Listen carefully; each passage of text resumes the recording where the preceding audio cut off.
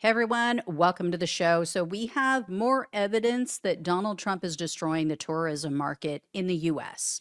And to highlight this and prove to you why he's destroying it, why this is absolutely his fault, I have another story to share with you guys about an, another person who was tormented by this government.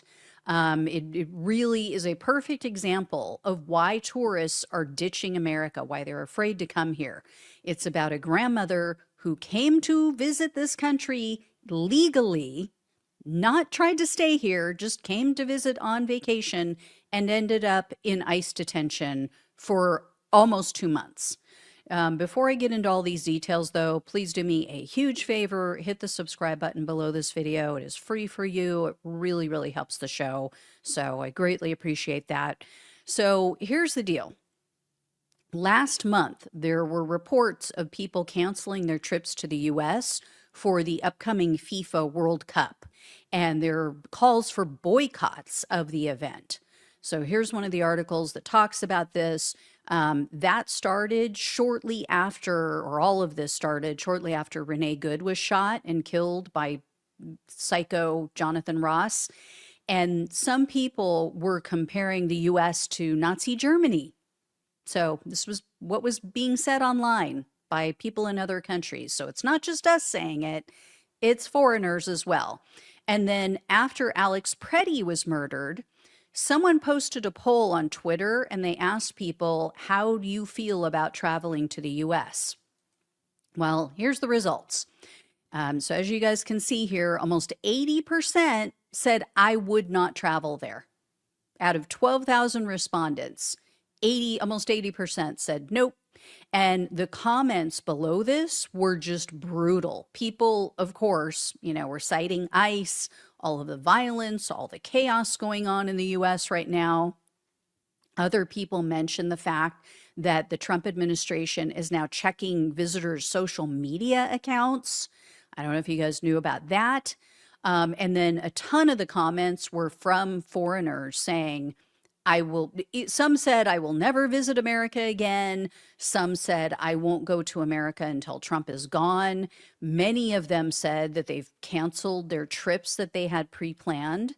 And then last weekend, it was reported that the German soccer team called Werder Bremen, they canceled their trip to the United States.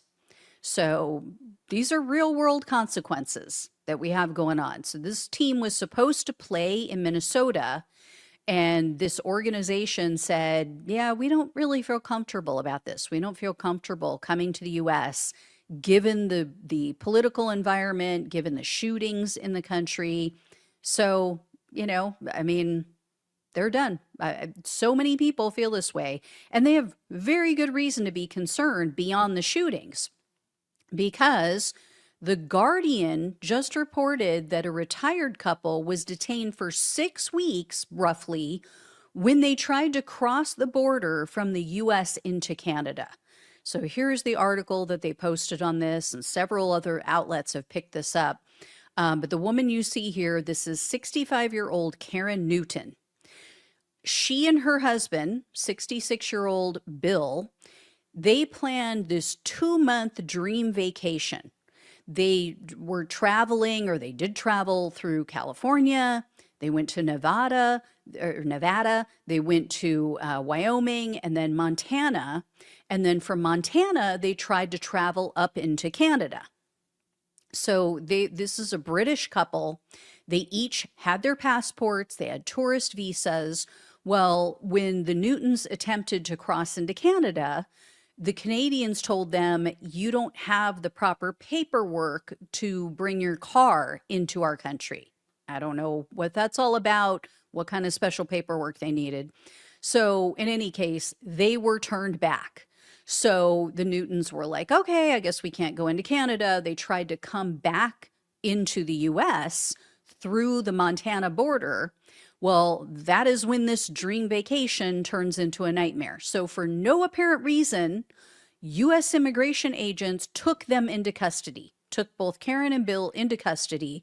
They were handcuffed, they were shackled, they were thrown into a cell. They ended up having to sleep on a concrete floor, and then they drove them like 12 hours away. They locked them in a detention center, and they remained in detention centers for 42 days. These people have absolutely no criminal record whatsoever. And they were here legally, like I said.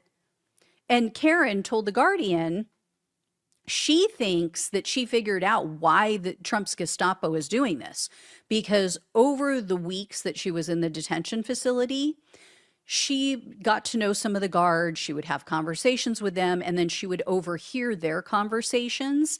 And they were always talking about bonuses that they received for arresting people. And the guards told her, look, we have a document. If you sign it, this can be all over. Okay. If you sign it, basically you're agreeing that you won't come back to the US for 10 years. So Karen was like, okay, that's not a problem. I'll sign it because I want to go home. Like, I'm just here on vacation. I'm not looking to stay in America. I'm retired. I'm not here to work. I'm not here to commit crimes, right? I just want to go home. So on day 3, she signed this document, and yet they kept her locked up for another 39 days. And they kept moving her and her husband around the country to different facilities. And they never even told her why she was even being detained. Like, I guess her husband, he had been here working at one point with legally with a legal work visa. And apparently that had expired. But that's not why they were here. They were here, like I said, for a vacation. So you could kind of, sort of, maybe understand him being questioned, but they were trying to leave. So just let them go home, right? Why are we, the taxpayers, paying to house these people for over, a month, housing them, feeding them for no freaking reason? And for her, it's like there was absolutely no reason for her to be detained. And then all of a sudden, one day, without any explanation, they just released them and sent them back home. This is insane. And they said that they've never gotten their luggage back. Apparently, their luggage was confiscated when they took them into custody. And Karen said, being gone for almost 2 months, she had all kinds of mail, all kinds of bills that were backed up. She hadn't paid, obviously, for almost 2 months. So this has affected her credit negatively. So, I wasn't surprised to see yet another article, as I shared with you guys last year. This one was in Forbes, and they said foreign travel to the US in January of this year was down by like 5% year over year. And according to The Guardian, international travel to the US in the year of 2025, so for the whole year, it was down by 4.5 million. So this is costing our economy money in numerous ways. Apparently, with the loss of the travel, it cost the US economy $12.5 billion. $12.5 billion in lost revenue to the US. And then on top of it, we as taxpayers are paying to lock up people who are no threat whatsoever. People who are just here to enjoy their time and spend their money in our economy. So we'll see what happens with this World Cup. I mean, if I wasn't a US resident, you could not pay me to travel to this country right now. So I hope foreigners realize that, this is happening to all kinds of tourists. There is zero accountability. There are no guardrails because this woman and her husband thought that they would be safe. They said that they had heard about other people who had come to the US and were taken into custody and held in detention facilities. But a lot of the stories they were hearing were about young people. And so they were like, oh, well, that's not going to happen to us. They think these people are going to the US because they want to secretly work. But we're retired, we're an older couple. They're not going to do this to us.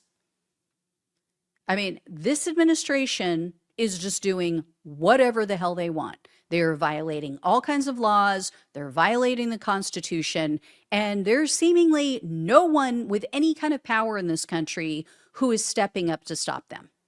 So that is what every foreign traveler needs to know about the United States right now. This is not just happening to younger people. It's not just happening to brown people. As you saw, Karen and her husband Bill are very white, British people. So really no one is safe. All right, guys, thank you all so much for watching and listening. Please like this video so YouTube understands that it's valuable content. Please share it with other people so they know what's going on, so you save them some heartache and maybe a 42-day detention or longer. Please subscribe if you have not. Check to make sure you are still subscribed. That happens to people. They get unsubscribed and they don't know how or when.